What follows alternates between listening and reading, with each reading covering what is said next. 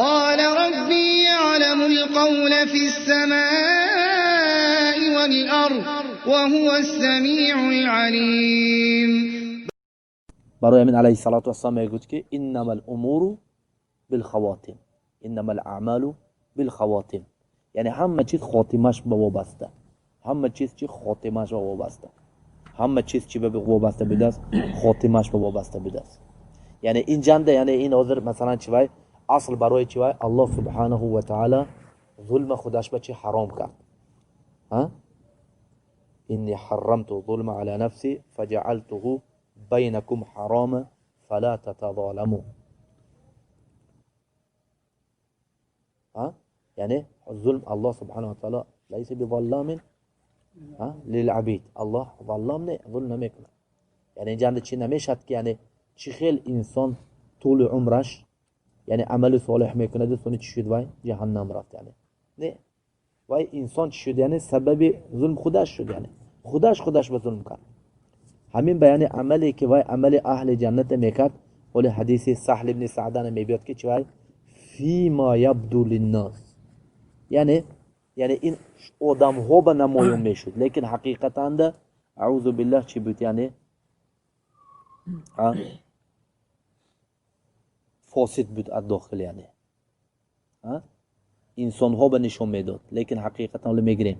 یعنی جند حاضر چه انسان مثلا چه پیدا میشد، یعنی شبهه که یعنی چه خیل انسان مثلا 70 سال 80 سال مثلا نماز و روزه و زکات و حج میکنه دو سونی چی میشد، یعنی دوزخ میرد، جهنم میرد، نار جهنم میرد.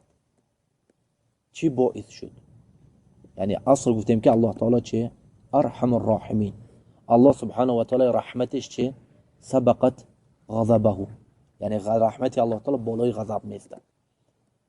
الله الرحمن الرحیم، یعنی این چی سبب چی بدهید، یعنی معنیش چی باید همین این حدیث بیان میکنه، حدیثی که سهل ابن سعد الساعدی همیننده میگه همیننده رسول صلی الله علیه و آله و سلم، یعنی وقتی که سهل میگوید که یکی از غزوه ها وقتی که وقتی جهاد نبوده یک آدم دیدم میگوید، یکی از اهل اسلام دیدم که فی یده سیف لا یترک شاذة ولا فاذة الا یتبعها فیضربها بسیفه.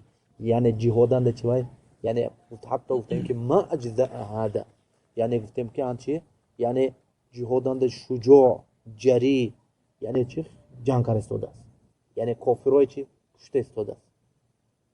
حتی کارش ما حیران شدیم، گفتیم که یعنی این برین هیچ کس اجر عظیم گرفتن نمیتواند، این برین هیچ کس اجر عظیم گرفتن نمیبیاره. وقتی که رسول صلی الله علیه و سلم شنیدیم گفت که انه من اهل النار، این از اهل دوزخ، یعنی رسول صلی الله علیه و سلم این چیزه به وحی گفت. یعنی رسول صلی الله علیه و سلم احیانا بشارت میداد و احیانا یبشروا بالنار، انه گفت من اهل النار، این از اهل دوزخ. چه مسلمان جهادنده معرکانده جهاد کرد و اهل دوزخ. سونی یکی از صحابه ها گفت که چی من کارش با چی میکنم، گفت یعنی شاهد میشم. گفت سونی گفت المهم چی ترک نکرده میشه، گفت ارض معرکه زمین معرکانده ترکش نکردم، نگشتم است که چیکار میکند این، یعنی همین جنگ دوام داده استاده. آخرش چی شد میگفت جرح، یعنی چی شد جرح سخت به گرفتار شد، جرح سخت جراحت شد، سخت چی شد یعنی معیوب شد، مجروح شد، زخمی شد. سون چیکار کرد میگفت فاخذ سیفه فوضع اصل سیفه في الارض وذبابه بين ثدييه فدفع نفسه الیه فقتل نفسه. یعنی سیفش گرفت زمین با مونده، جای ذبابش جایی که تیزیشه میونه چشم صدرش با مونده، خودش پرتافت. چی میشد یعنی کشت خودش.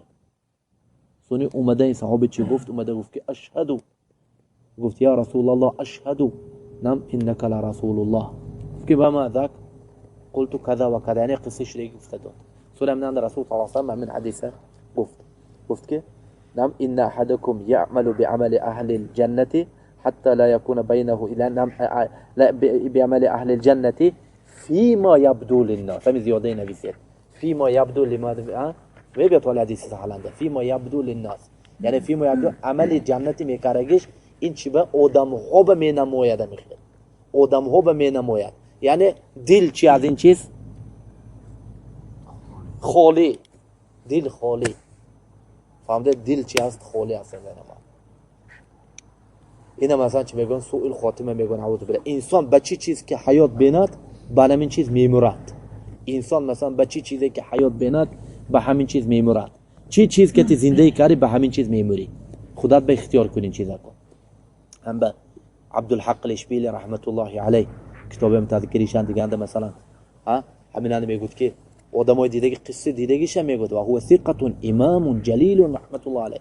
وقتی که آورده میگوید یک آدم به مثلا احتضار یعنی مرده شده خلاص دیگه امید نیست، نفس آخری مونده که یعنی لا اله الا الله گو، آخرت کلمات لا اله الا الله شد که جا میری جنت میری.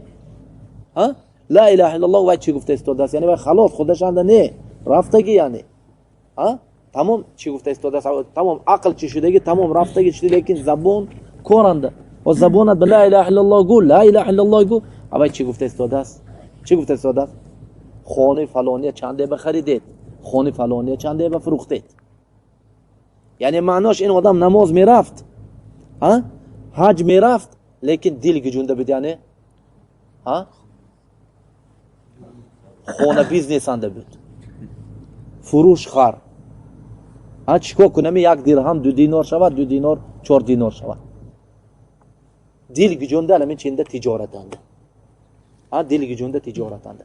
همین چیزی که یعنی این آدم نماز میخوند روزه میداره لیکن دیدید هم به انسان چی میکند یعنی با چی چیزی که انسان حیات که دید با همین چیز میمورد. چی چیز که حیات دیدی همین چیز که چی میشه یعنی میموری. دنیا گفت انسان هم دنیا گویو میمورد. تجارت گفت تجارت گویو میمورد.